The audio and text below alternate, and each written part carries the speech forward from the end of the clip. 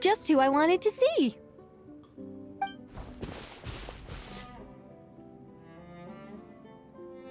I'm delighted with the photos you took. Excellent source material. Now, I have all the carving tools ready to go. Would you like to try it together? Carving tools? You mean these blocks? That's right. The statues are inside the stones. All we need to do is remove any excess material. To make things a little easier for you, I've provided a guide on how the carving process works. Allow me to demonstrate. First, we make some big, bold cuts to carve out the general shape.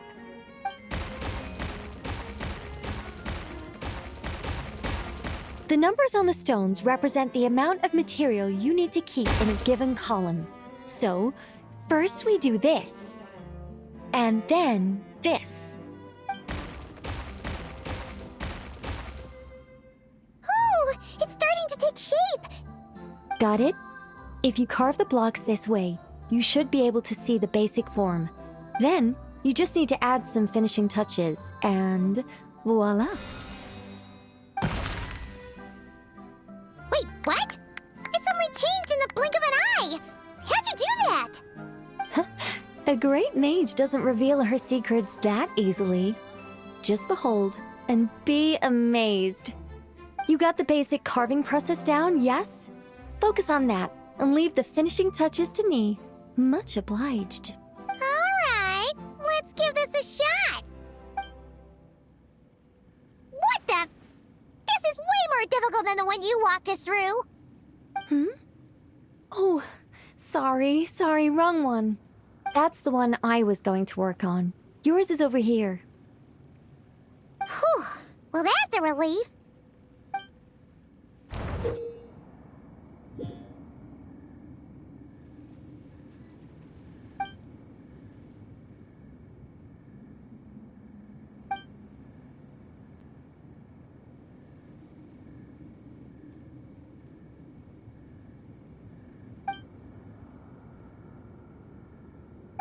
Let's go!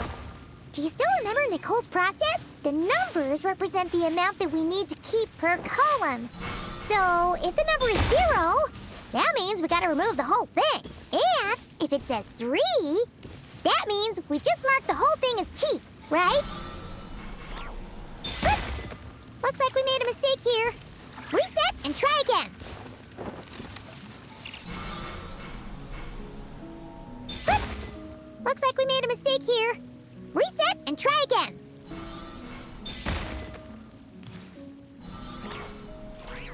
Oops! Looks like we made a mistake here. Reset and try again. Oops! Looks like we made a mistake here.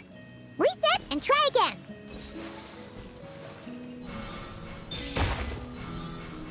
Oops! Looks like we made a mistake here. Reset and try again.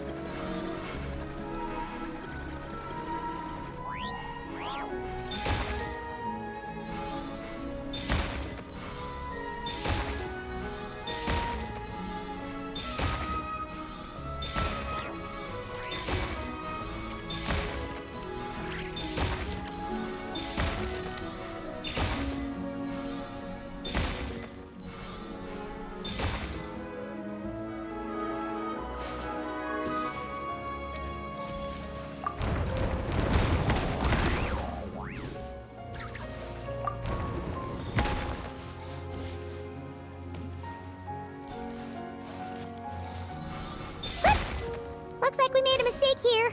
Reset and try again.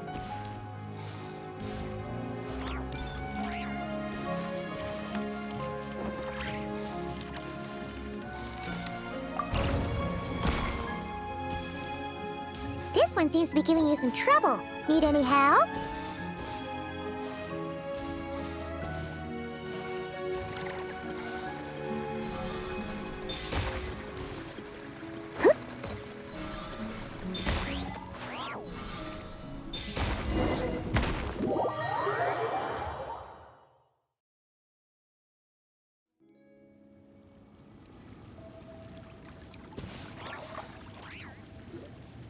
Now, we just need Nicole to add the finishing touches. You got rid of all the extraneous stone, yes? Let me take a look.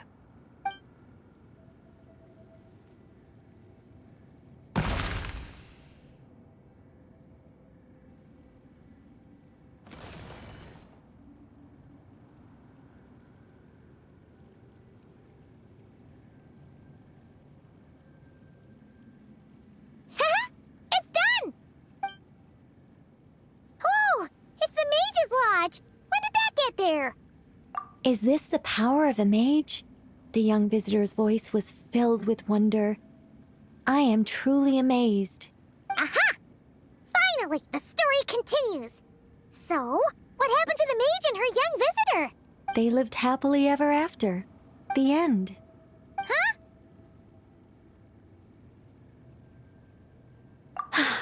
Tough customers, huh? Well, if you're that eager to hear it, I suppose I'll take it from the top. All my heart desires now is to make your wishes mine, said the young man. Those words won him the full attention of the great mage, Nicola Coco. But just as they had started warming up to one another, a group of uninvited guests stormed in, seized the mage, and absconded with her. As the youngster stood there in shock, a new mage by the name of Alinus appeared. She signed a contract with the youngster, bestowing the power of magic upon them. But after making it through a grueling training program, they would come to discover another conspiracy operating in the background. As it turned out, the great mage Nicola Coco was an alien entity. Her true identity was the first daughter of King Meowtress, the third of Planet Meow.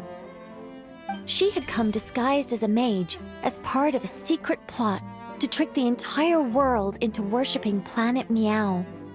Oh, great mage! Have you been lying to me all this while? The youngster's voice trembled as their heart began to break. Leave me. War is destined to break out between our planet and yours. We were foes from the very start. The mage turned her face away, refusing to let anyone see the tears welling up in her eyes. But the youngster bravely reached out and grabbed her by the arm, swearing to never leave her. Moved by this display of passion, the mage decided to rebel. But in that moment, Alinus, who had once aided the youngster, now took the side of the king. Alinus had been Meowtress III's second daughter all along. She had only helped the youngster in the hopes that her sister might be incited to treason, thus giving her the chance to usurp Nicola's place in the line of succession.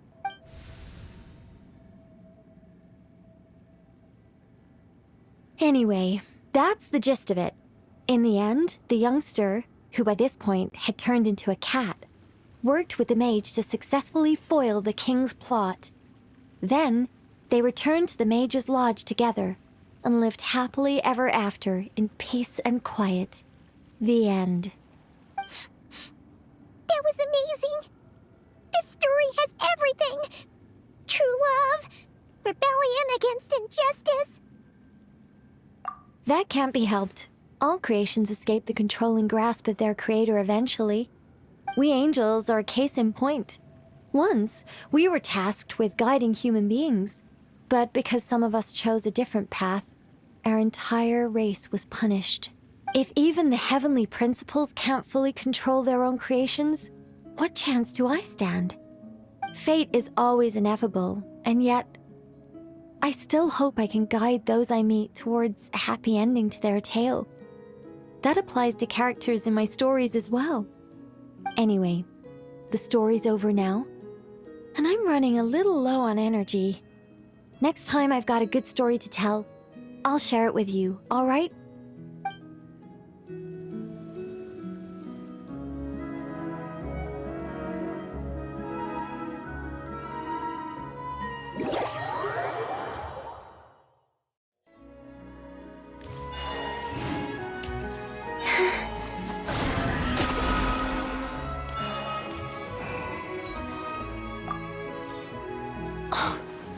Unbelievable.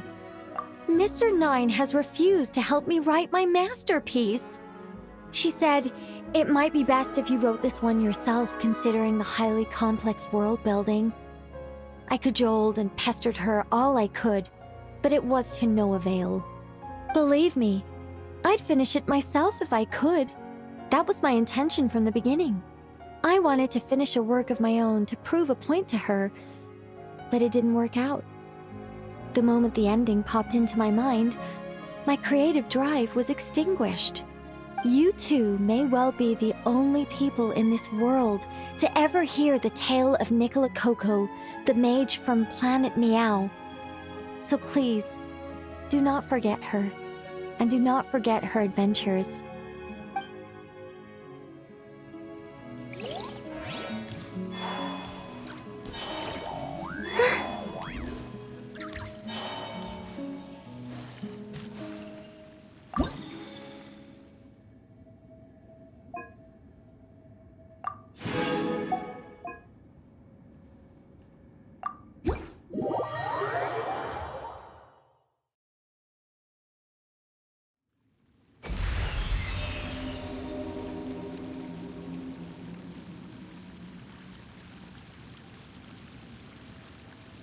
My oh my, the final product has exceeded all my expectations.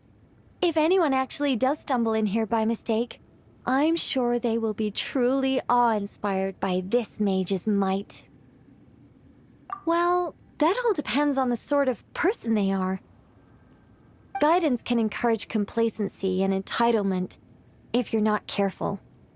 If someone is eager to rely on their own abilities like you do, then I'll gladly help them. But if they're the type of person who pins all their hopes on the mage's power while doing none of the work themselves... Would you really turn them into a statue? No, nothing like that. But I would guide them out of this place to the nearby Curatorium of Secrets. I'm sure Nefer would know how to deal with them much better than I do. Those who seek to reap without sowing ought to pay the price. Don't you think?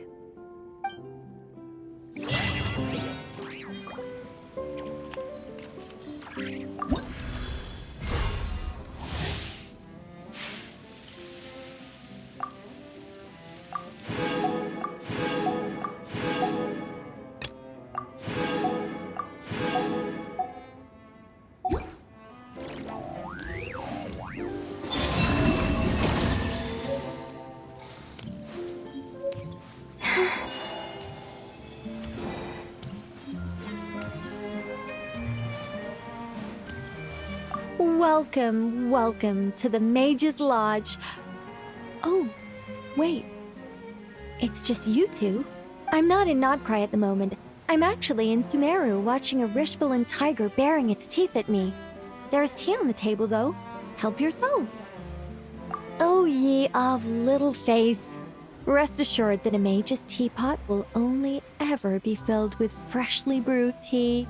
Sorry, gotta go. It's charging right at me. What a brave little kitty. Welcome, I'm not in Nodcry at the moment. Oh ye, sorry.